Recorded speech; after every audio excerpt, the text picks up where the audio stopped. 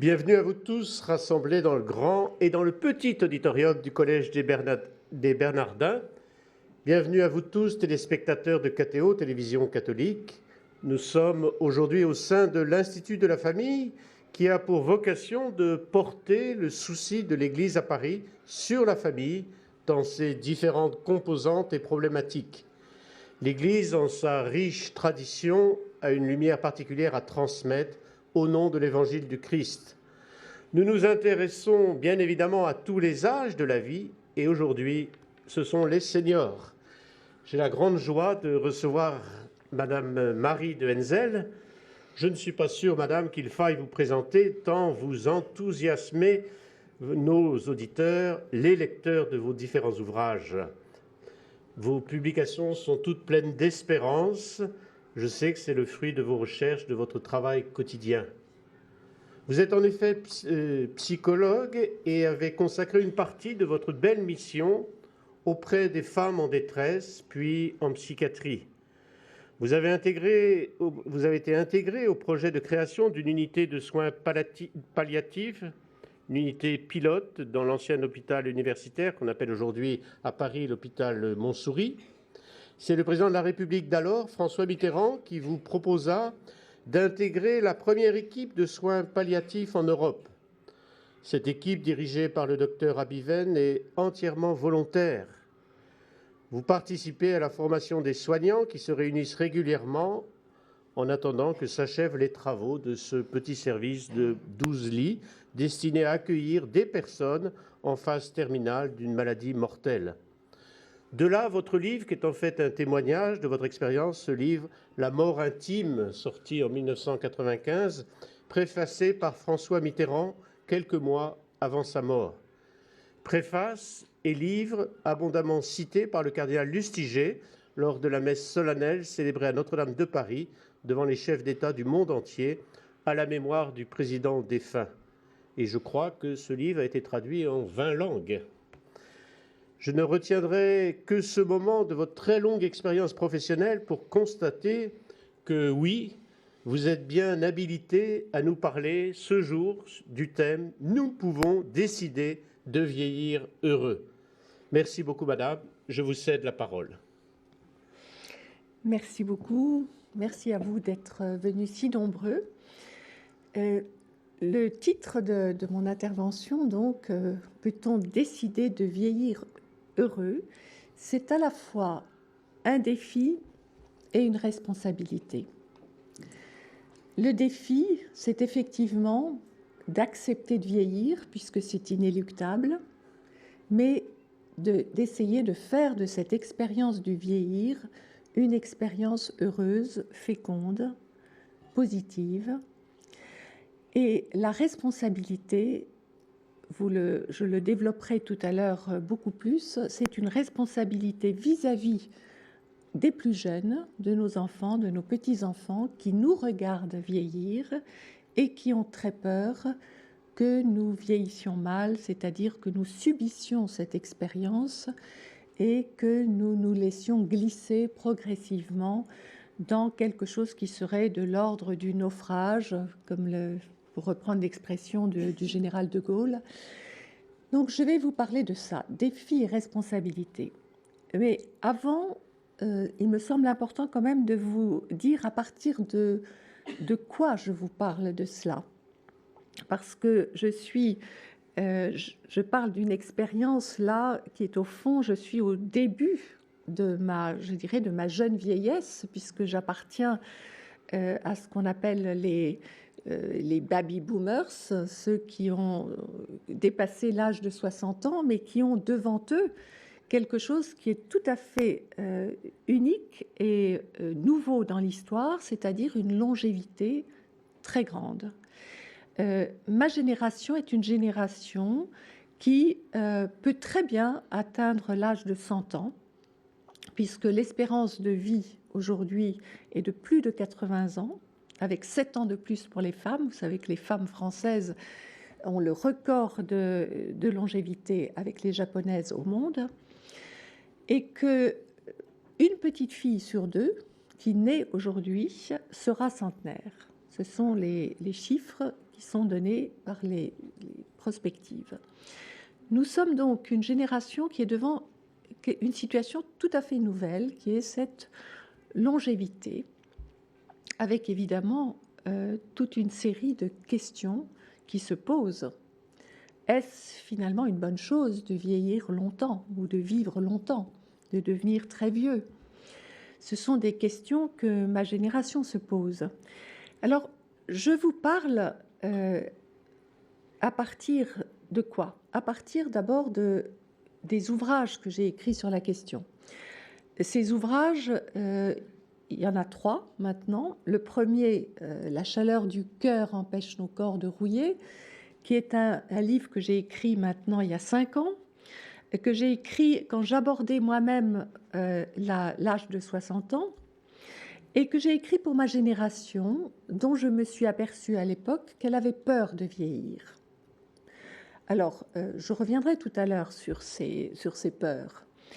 Et puis, je me suis dit, cette génération qui a peur de vieillir est une génération qui est devant une situation nouvelle, tout ce longtemps peut-être à vivre. Elle a besoin de repères. Donc, j'ai écrit mon livre, comme je le fais souvent avec mes livres, c'est-à-dire à partir de rencontres. J'ai rencontré des personnes très âgées, dont j'ai recueilli les témoignages, et des personnes très âgées qui étaient très heureuses de leur grand âge, dont des personnalités connues comme Sœur Emmanuelle, Stéphane Hessel aussi, que j'avais interviewé, et puis d'autres aussi moins connus, mais des personnes qui, au-delà de 90 ans, pouvaient dire « je suis heureux » ou « je suis heureuse de mon grand âge ». Ces témoignages que j'ai recueillis en France et que j'ai mis en écho avec des témoignages que j'ai rencontrés dans des livres, par exemple l'expérience des centenaires de l'île d'Okinawa, cette île japonaise sur laquelle il y a la densité de centenaires la plus élevée au monde.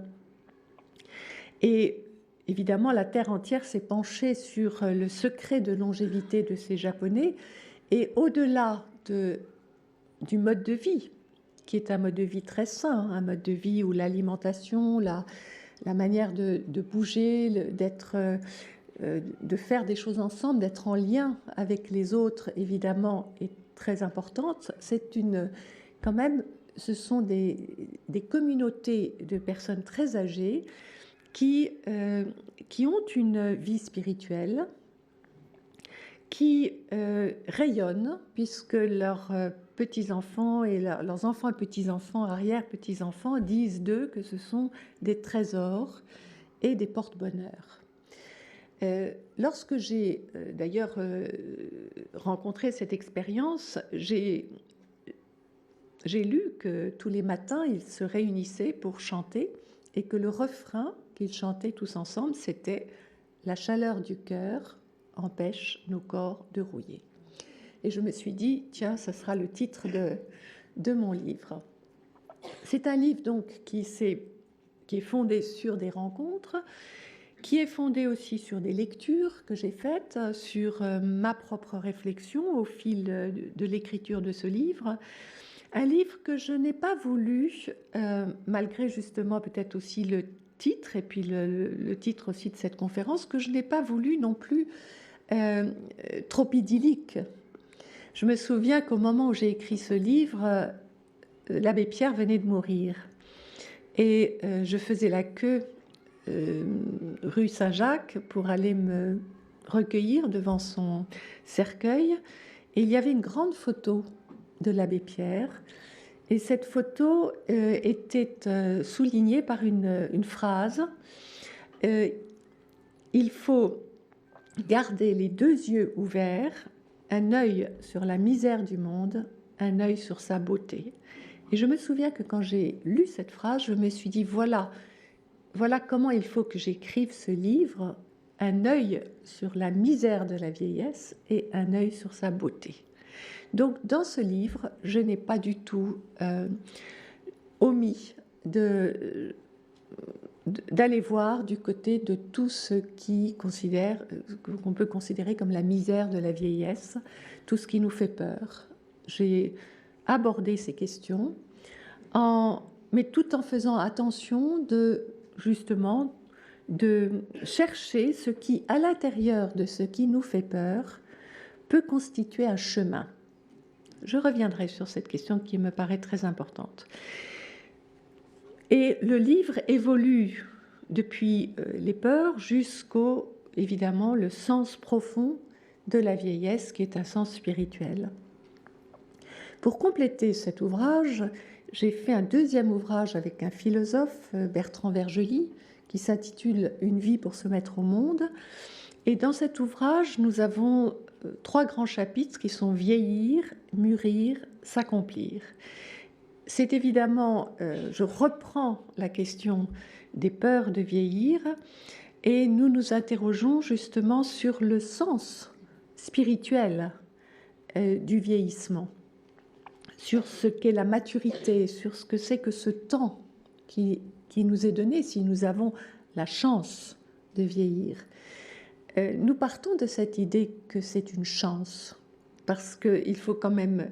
Alors je cite, en riant, je cite ce trait d'humour de Woody Allen qui disait « Moi vieillir, je n'ai rien contre, parce qu'on n'a rien trouvé de mieux pour ne pas mourir jeune ». Je crois que c'est évidemment de l'humour, mais je crois qu'il faut que nous nous souvenions de cela. J'ai moi-même accompagné tant de personnes de mon âge qui ont terminé leur vie autour de 60 ans, et j'ai vu à quel point ces personnes regrettaient de ne pas avoir encore du temps à vivre. Je pense en particulier à mon amie Christiane Singer, qui avait écrit sur les âges de la vie et qui avait écrit tout un chapitre intitulé La vieillesse, et que j'ai été voir un mois avant sa mort à Vienne, dans une unité de soins palliatifs.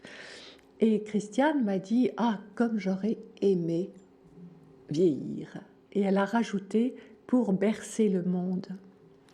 Donc, elle m'a dit à la fois sa nostalgie de ne pas avoir cette chance, et en même temps ce qu'elle aurait fait de ce temps si elle avait eu la chance de l'avoir, bercer le monde. Nous avons donc dans ce livre avec Bertrand Vergely traité de cette chance aussi de vieillir, de mûrir, de s'accomplir, avec l'idée que toute vie humaine est une œuvre parce que nous œuvrons à ce que nous avons à transmettre. Et donc nous avons parlé aussi de cette transmission. Qu'est-ce qu'on transmet avec sa vie? Et surtout, si on peut vivre cette dernière étape de la vie que l'on appelle le vieillir. Le troisième ouvrage est celui qui vient de sortir, que j'ai écrit avec mon fils, Édouard de Henzel, et qui est un ouvrage qui est né de l'interrogation de la génération de mes enfants, donc la génération des enfants des baby-boomers.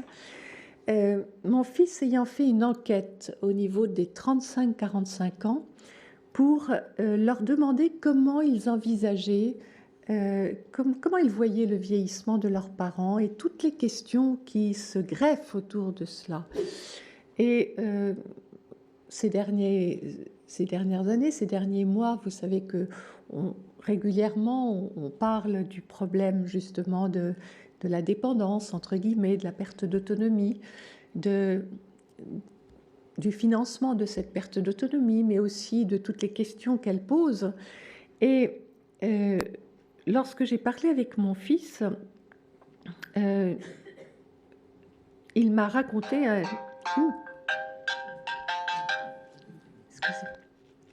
Excusez-moi, je croyais l'avoir éteint. Ça prouvera que c'est bien du direct.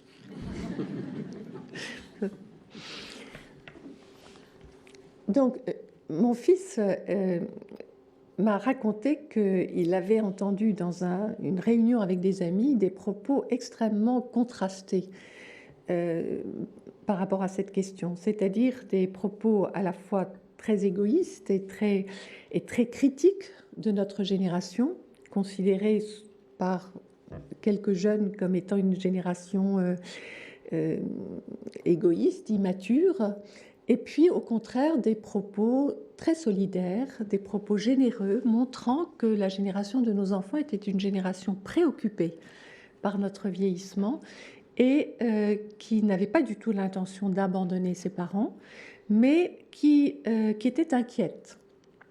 Et donc, la première partie du livre relate les rencontres qu'il a faites avec cette génération, et dans la deuxième partie du livre, je réponds aux inquiétudes de nos enfants et aussi à leurs attentes, parce que ces interviews montrent quoi? Montrent qu'ils sont inquiets. Ils sont inquiets, ils n'ont pas envie du tout que nous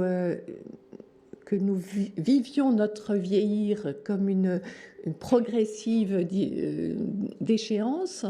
Ce sont des enfants qui n'ont pas du tout envie d'être dans la situation d'avoir, comme ils disent, à placer un parent dans une maison de retraite en urgence, comme ils le voient autour d'eux, avec tout ce que ça comporte de culpabilité, de situations douloureuses et lourdes à porter.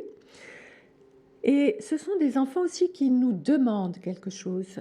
Ils nous demandent, et ça c'est très clair, de prendre en main, de prendre à bras le corps notre vieillir, et au fond à la fois de prévenir, d'être dans je dirais un esprit de prévention, un esprit aussi d'anticipation, de savoir prendre les décisions à l'avance, et ils nous demandent surtout de leur parler. Ils disent que ce qui est le plus lourd, c'est le silence et le déni. Des parents qui sont dans le déni du vieillissement, des parents qui sont dans le silence, qui ne parlent pas de tout cela, eh bien, ces enfants disent que ça pèse sur eux. Et c'est le premier des poids, le silence. Et donc, ils nous demandent de prendre les devants. Ils nous demandent de leur en parler, de parler de ce que nous souhaiterions. Et donc, toute cette seconde partie de mon livre est une partie dans laquelle je m'adresse à cette génération en leur disant quoi? Ma génération est une génération qui a conscience de cela. C'est une génération qui ne veut pas peser sur ses enfants. Et c'est quelque chose que j'entends régulièrement, puisque je parle aussi, non pas de mes livres, mais de l'expérience que j'ai actuellement de séminaires que j'anime pour une caisse de retraite, la caisse de retraite Audience, qui est la caisse de retraite des journalistes, des acteurs, de la presse, l'audiovisuel, le spectacle. Et cette caisse de retraite fait quelque chose de tout à fait original, et c'est la seule en France à faire cela, c'est à offrir à ses adhérents un temps de réflexion sur le vieillir. Non pas une journée d'information comme le font la plupart des caisses de retraite, mais un vrai temps de réflexion avec moi qui va de 3 à 5 jours d'affilée, temps pendant lequel nous nous penchons sur tous ces sujets tabous. Et ce que j'entends dans ces groupes, où j'ai des personnes qui vont de 60 à 90 ans, donc vous voyez qu'il y en a qui sont beaucoup plus âgés que moi, ces groupes avec lesquels je fais un travail interactif, c'est-à-dire je ne suis pas là dans la position de quelqu'un qui aurait une expérience à délivrer, qui aurait à savoir. Non, je suis là, comme tout le monde, devant cette expérience, avec simplement en avance sur ceux avec lesquels je travaille, la capacité de savoir travailler avec un groupe et faire remonter la parole. Donc, la réflexion qui se fait dans ces groupes, c'est une réflexion collective, interactive, et il se dégage actuellement, ça je crois vraiment pouvoir le dire après 3 ans d'expérience, une culture tout à fait nouvelle, qui est une culture de personnes qui ont envie de faire de leur vieillir une expérience féconde. Et cela, je dirais, c'est absolument dans tous les groupes que je rencontre cela, quels que soient les milieux socio-professionnels. quelles que soient aussi les croyances des uns et des autres, tout le monde a le sentiment que ce temps de la vie est un temps qui a son importance, qui a sa créativité propre, qui a son sens, et qu'il faut se donner les moyens aussi, suffisamment tôt, de vivre les choses comme cela. Dans ces groupes, nous abordons les peurs. Et je vais peut-être commencer par là, parce que si nous parlons d'un défi, un défi qui est de décider, décider de vieillir heureux. Et il y a un certain nombre de, je dirais, de passages obligés, me semble-t-il, qui ne sont pas les mêmes pour tout le monde, mais j'ai pu les repérer. Et le premier passage, c'est de travailler sur les peurs. Elles sont nombreuses, les peurs, et elles sont ancrées dans la mauvaise image que notre société a du vieillir. Je crois que la première des peurs, c'est de vieillir dans une société qui interdit de vieillir. Notre société est ainsi faite.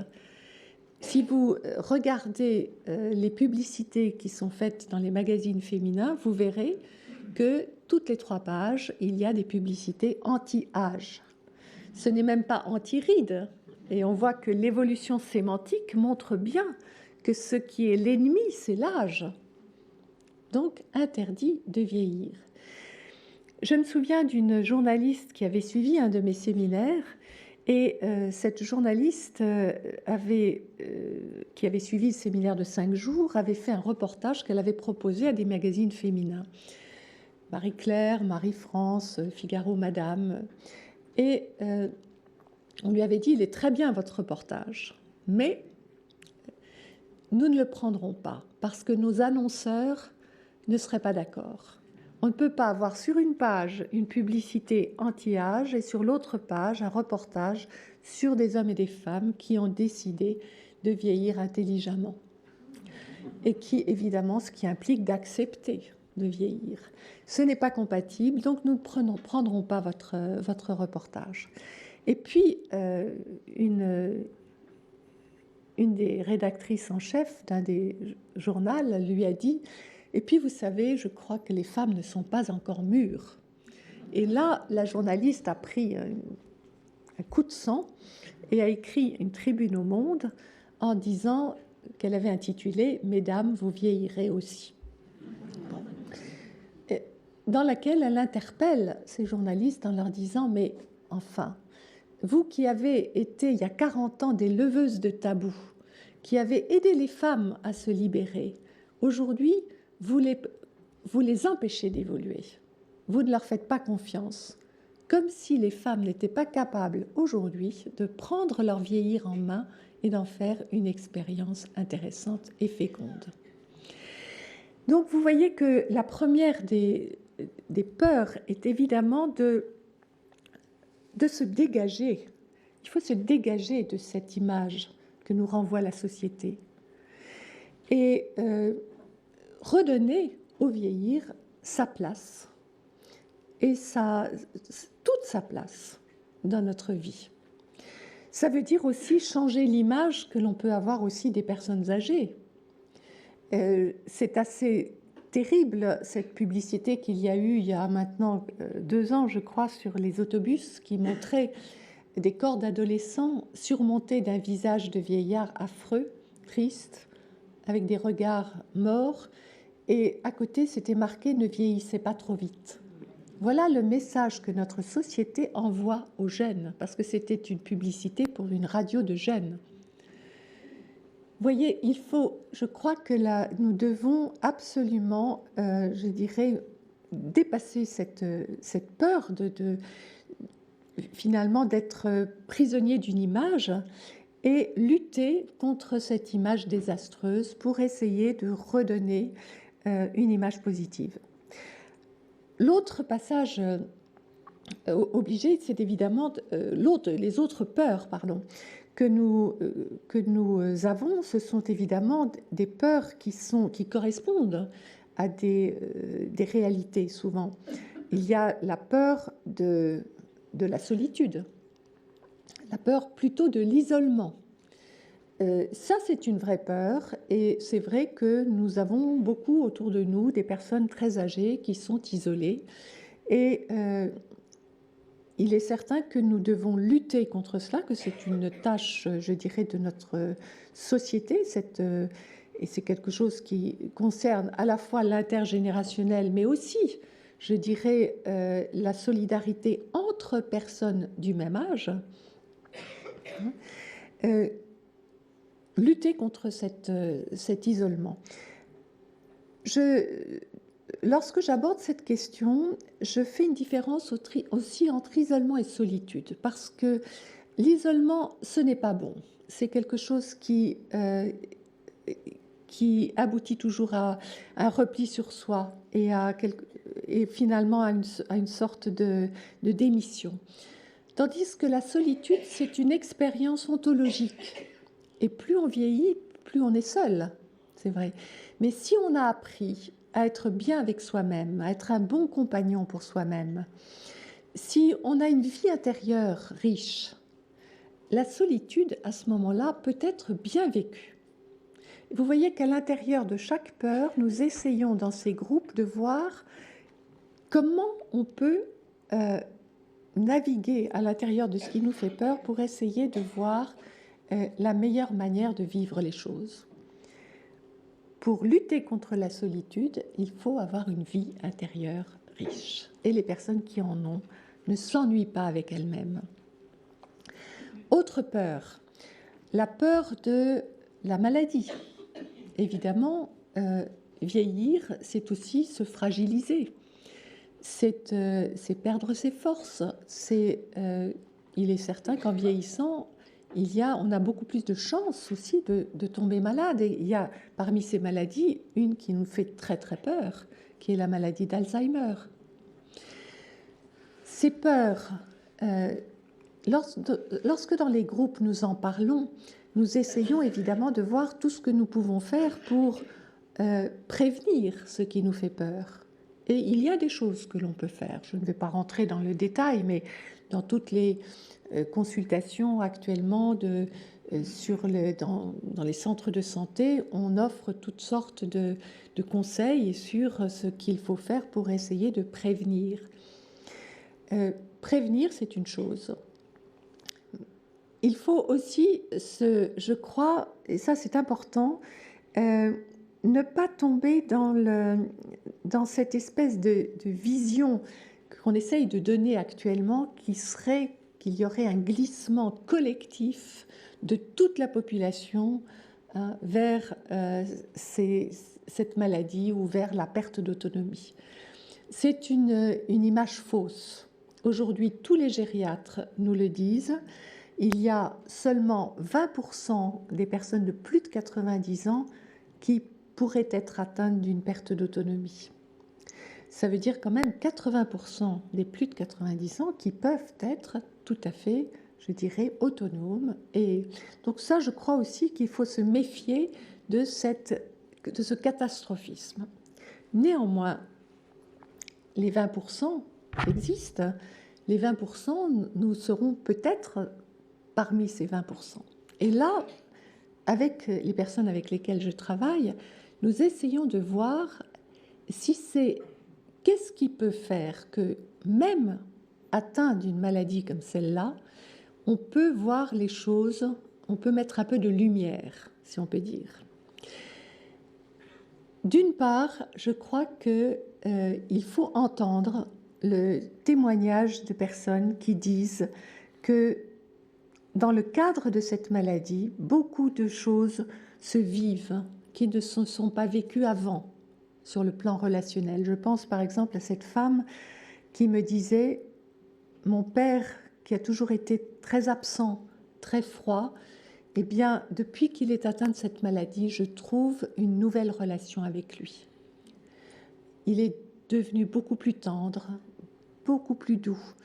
Et je peux m'occuper de lui, ce que je n'ai jamais pu faire. » c'est évidemment quelqu'un qui vit bien cette situation. Ce n'est pas le cas de tout le monde parce qu'il y a là un vrai problème qui est aussi l'épuisement des proches et des aidants. Et c'est un problème auquel il faut prêter attention, certainement. Mais au sein, à l'intérieur de ce qui nous fait si peur, il y a des expériences humaines qui ont une valeur. Et là, je voudrais ouvrir une petite parenthèse sur ce que j'appelle, je dirais, la valeur de la vulnérabilité. En vieillissant, nous allons devenir plus vulnérables, plus fragiles. Mais est-ce que la vulnérabilité n'est pas justement ce qui, dans nos sociétés, permet l'humanité ? Imaginez ce que serait qu'une société dans laquelle il n'y aurait aucune personne vulnérable, que des gens en pleine forme, que des gens performants. Nous serions dans un monde inhumain. C'est parce qu'il y a des personnes fragiles, parce qu'il y a des personnes qui ont besoin d'aide, que nous vivons notre humanité. Une personne malade, une personne qui a perdu son autonomie, est une personne qui peut vivre quelque chose de positif. Ce n'est pas forcément une catastrophe, pour elle et pour les autres. Alors, nous cherchons quelles sont les conditions. Bien sûr, il y a une première condition qui est d'accepter ce qui est. Parce qu'il est sûr que si on lutte contre la réalité, à ce moment-là, on souffre et on fait souffrir les autres. C'est vrai que l'acceptation est la première étape. Et ensuite, si on peut se dire que dans cet échange entre celui qui est aidé et celui qui aide, il y a quelque chose de très précieux qui s'échange. Et ceux qui l'ont vécu le savent. Moi, j'ai accompagné pendant des années en soins palliatifs des gens très dépendants, des gens très malades. Je sais tout ce que ces échanges m'ont apporté. Je crois qu'il faut oser le dire dans notre société, parce que nous sommes une société dans laquelle on fait une équivalence entre dignité et autonomie. Comme si, parce qu'on perd son autonomie, on perdrait sa dignité. Je crois qu'il faut avoir le courage de dire que c'est faux. Nous travaillons donc autour de ces peurs. Il y a aussi une autre peur, qui est la peur de terminer sa vie dans une institution, une maison de retraite, un EHPAD, et souvent parce qu'on a une vision très négative de ces établissements. Je crois que là, il faut aussi corriger l'image. Il y a certes des grandes inégalités sur ce plan. Il y a des lieux qui sont bien, dans lesquels il y a une humanité, et d'autres qui sont beaucoup moins bien, dans lesquels il y a beaucoup de progrès à faire. Mais là aussi, nous nous rendons compte que ce qui est mal vécu, c'est de subir l'entrée dans un établissement. Et dans le livre que j'ai écrit avec mon fils, j'ai insisté sur le fait que lorsque quelqu'un prend lui-même la décision d'entrer dans un établissement médicalisé, eh bien, il vit les choses beaucoup mieux, son entourage aussi, parce qu'il n'y a pas cette culpabilité que portent les familles souvent lorsqu'elles sont obligées de prendre une décision en urgence et souvent de placer la personne dans un établissement qui n'est pas forcément celui qu'elles auraient souhaité. Nous travaillons aussi sur l'idée que dans un établissement, il y a aussi des liens qui se créent et qu'il y a aussi de la vie et de l'humain, et que là aussi on peut être, je me souviens de cette femme qui disait moi j'essaye d'être une petite lumière dans la maison de retraite dans laquelle je suis, et qu'elle avait rajouté cette phrase, une bougie. Ce qui est important, ce n'est pas l'endroit où elle est posée, c'est qu'elle rayonne. Voilà. Où qu'on soit, peut-être si on a c'est une vie intérieure, on peut rayonner. Je vais passer les peurs parce que je voudrais arriver maintenant à ce qui me paraît important comme passage obligé, c'est de comprendre la mutation qu'implique le vieillir. Cette mutation, C'est une mutation que saint Paul a très très bien décrite avec cette phrase: tandis que notre homme extérieur s'en va en ruine, notre homme intérieur se renouvelle de jour en jour. C'est un passage de l'extériorité vers l'intériorité. Et c'est ça le sens du vieillir. C'est un voyage vers l'intériorité. C'est pourquoi la vie spirituelle est si importante. Une fois qu'on a compris cela, on peut vivre alors les années qui viennent. Il est certain qu'il faut accepter de passer de l'extérieur à l'intérieur. Heureusement, nous avons plusieurs années pour faire cette mutation. Et c'est une mutation qui a été aussi très bien décrite par les psychologues, puisque Jung parlait du processus d'individuation, en disant que justement, le but de la première partie de la vie n'était pas le même que le but de la deuxième partie de la vie, qui est au fond un but d'accomplissement et de transmission. Une autre étape, un autre passage obligé, c'est de méditer sur sa finitude. Il est très difficile de bien vieillir si on met la question de la mort de côté. Or, parce que vieillir, c'est s'approcher de sa mort. Or, dans toutes les cultures spirituelles, le fait de penser au fait que l'on est mortel est quelque chose qui aide à vivre et donc à vieillir. Nous ne serons pas toujours là. Nos proches ne seront pas toujours là. Donc, cette conscience de la mortalité nous ramène à ce que saint Benoît appelait les outils du bien agir. On ajuste mieux sa vie lorsqu'on prend conscience qu'elle est précaire. Cette méditation est indispensable au bien vieillir et elle fait partie d'ailleurs de ce cheminement spirituel. Donc, si nous décidons de vieillir heureux, nous devons avoir le courage de voir cette réalité en face. Nous ne serons pas toujours là. Ça nous amène à quoi? À mettre notre vie en ordre. Car si vous vous dites « je peux mourir demain », ou dans 3 semaines, ou dans 1 mois, vous vous dites « est-ce que je suis en paix avec moi-même, avec mon existence, avec les autres ?» Est-ce que c'est ce à quoi la méditation sur la finitude renvoie toujours, à se mettre en paix. Donc, une des étapes aussi obligées de se vieillir heureux, c'est de faire du ménage dans sa vie. Dans les groupes, je parle de vider ses valises. Je dis que nous traînons tous des valises qui sont remplies de regrets, de remords, de rancunes, de culpabilité. Alors, il faut aller voir ce qu'il y a à l'intérieur de ces valises et essayer de les alléger au maximum. Peut-être on ne peut pas tout vider, mais essayer que ce soit le plus léger possible. Car si nous avons fait ce ménage, alors nous pouvons avancer. Parce que l'aventure spirituelle du vieillir, c'est qu'il y a toujours du nouveau. C'est ce que nous apprenons en entendant des gens comme Sœur Emmanuel, comme Stéphane Hessel, comme d'autres. C'est que chaque journée apporte son lot de nouveautés. Et en vieillissant, on est d'autant plus capable de savourer le nouveau que justement, si l'on est léger, si l'on a médité sur sa finitude, si on est relativement en paix avec soi-même et avec les autres, on devient extrêmement présent à ce qui est, avec les sens ouverts. Je suis frappée de la manière dont des personnes âgées jouissent d'un coucher de soleil, de petits moments très simples, parce qu'ils ont cette capacité de percevoir, cette sensibilité qui est beaucoup plus grande.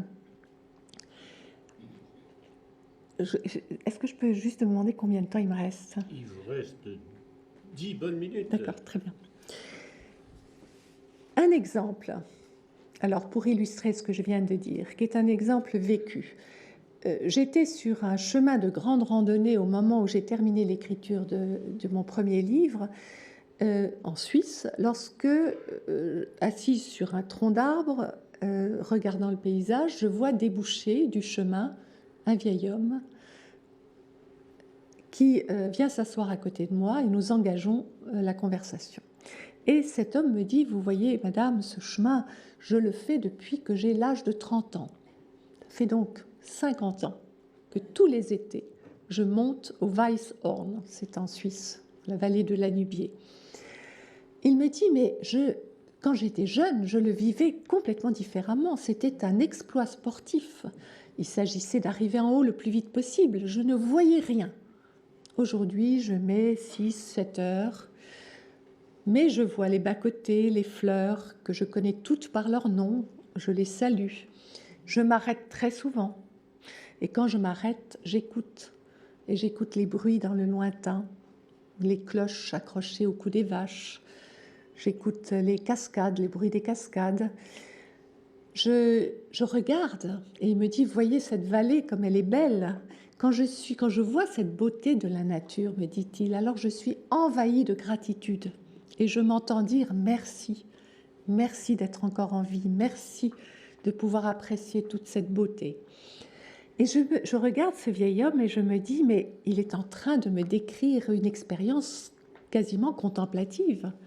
On voit qu'il ne vit pas les choses de l'extérieur, mais de l'intérieur. Hein, qu'il est dans la joie, dans la gratitude. Et en regardant son visage, je vois qu'il a effectivement un visage rayonnant quand il me parle.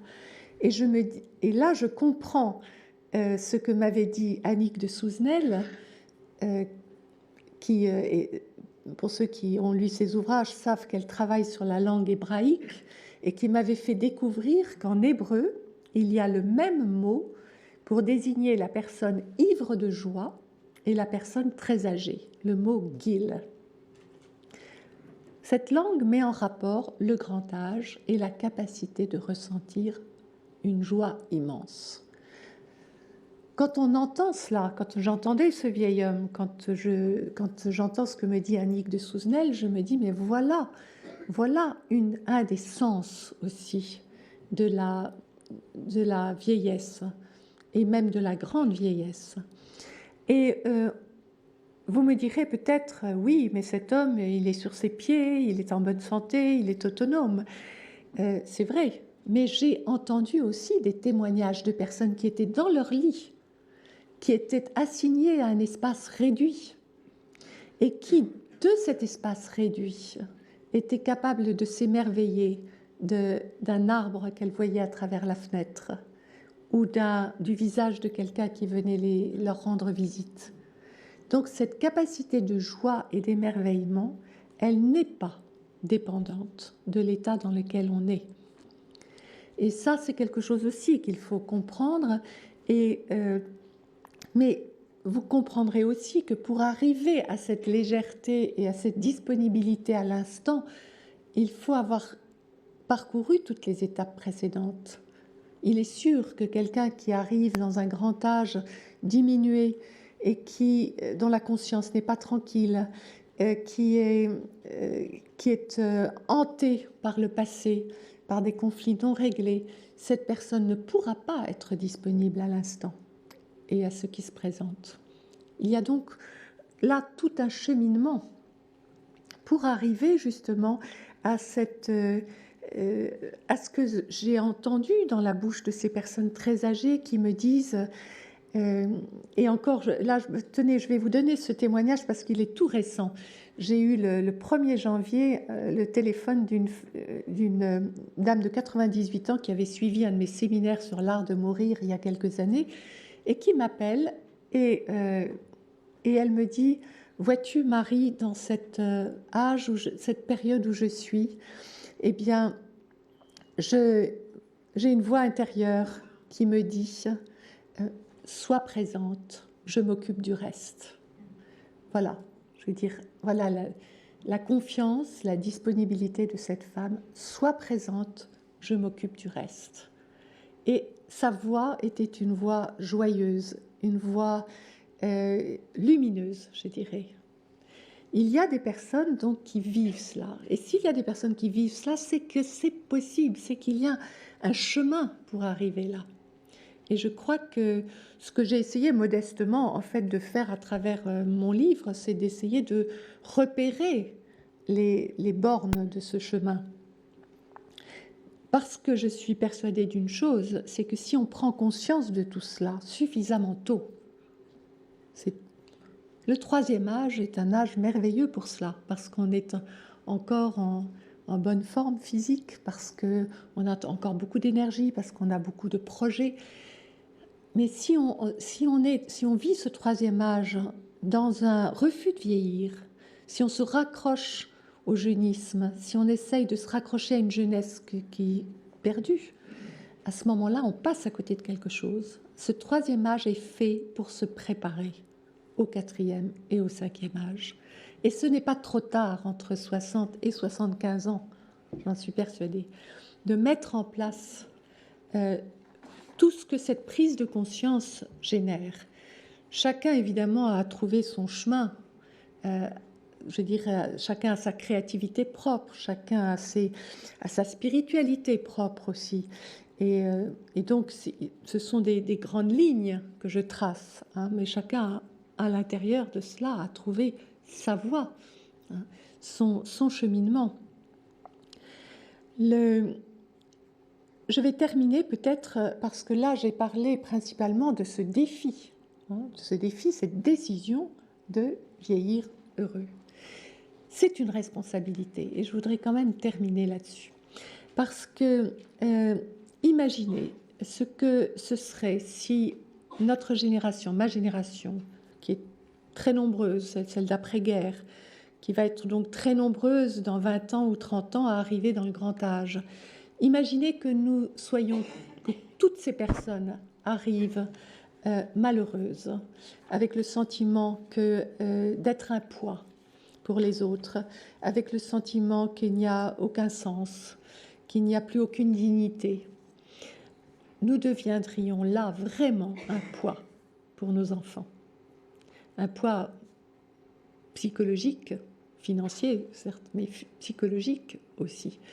Et ce serait totalement, je pense que là, c'est évidemment un peu une image très caricaturale peut-être que je donne et qui est, j'espère bien sûr que nous n'en arriverons pas là.